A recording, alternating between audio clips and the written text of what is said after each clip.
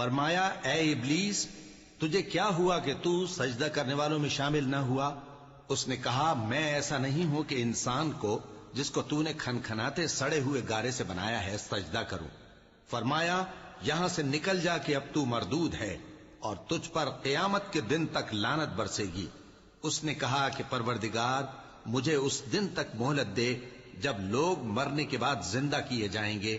فرمایا اچھا سو تجھے مہلت دی جاتی ہے وقت مقرر یعنی قیامت کے دن تک۔ اس نے کہا کہ پروردگار جیسا تو نے مجھے بھٹکا دیا ہے میں بھی زمین میں لوگوں کے لیے گناہوں کو آراستہ کر کے دکھاؤں گا اور سب کو بہکاؤں گا۔ ہاں ان میں جو تیرے خاص بندے ہیں ان پر میرا قابو چلنا مشکل ہے۔